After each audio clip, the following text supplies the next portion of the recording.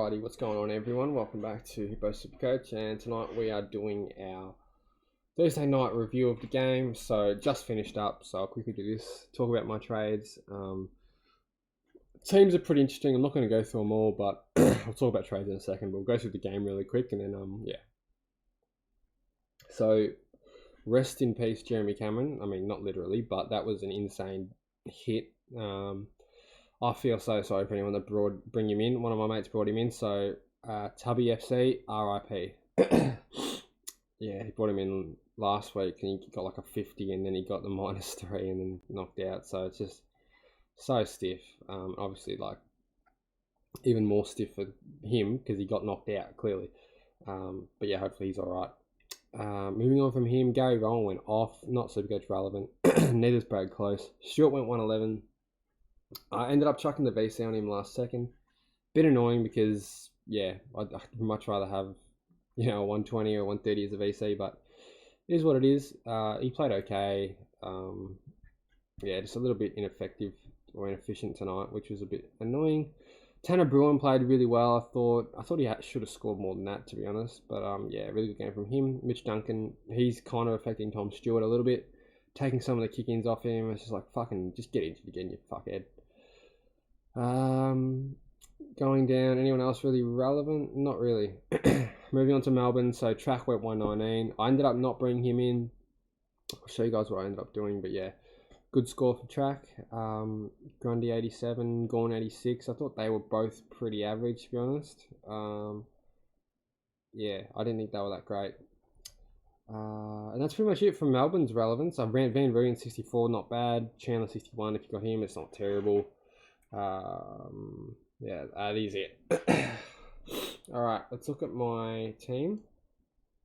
So, yeah, Stewart VC, Dunkley C. Ended up going and bringing in... when it loads. If it loads, let me hit the refresh.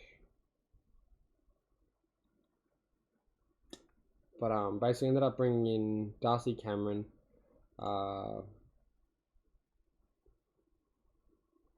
here we go. So Yo, Cameron, and Harrison. Since Harrison was named, I thought, you know what, I'll keep English. I'll trade Marshall next week, depending on what he scores this week. I kind of decided I really want to keep English. At the end of the day, it's going to be R1. Sicily has to go for 3 weeks, obviously. So yeah, Yo and Cameron basically for Sicily. And I have 18 this week, which is really good, I think.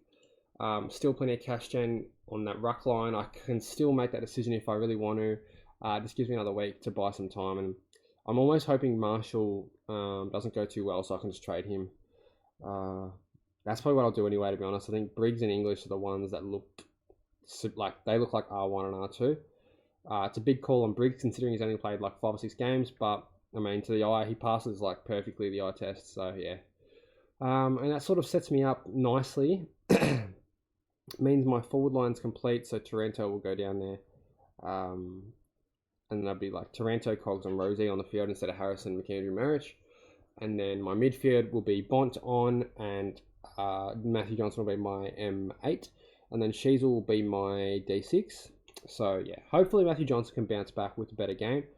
I can always just cash Humphrey in for him if need be. Oh, obviously got Dunkley to come down to the forward line as well. So yeah, I've got some options, but at this point, I just need to try and get full primo with hopefully a couple of trades up the sleeve. Oliver's someone I'm not too sure about now, to be honest. I don't know if he is worth what we all sort of thought he was, just because his body, I don't know if his body is okay. I think even when he does come back, whether it's next week or the week after, I think it's worth waiting a week.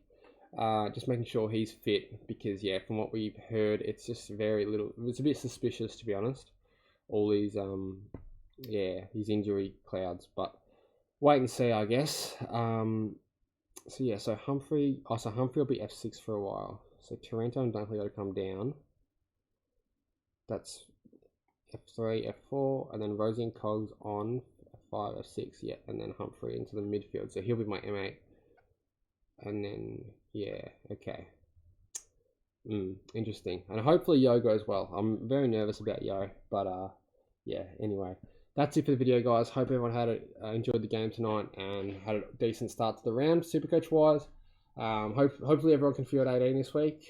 It's a tough week, so yeah, fingers crossed. And if you haven't already, make sure you hit the subscribe button. We're nearly at 1K, so would be much appreciated. Anyway, thanks guys for watching, and I'll see you in the next one.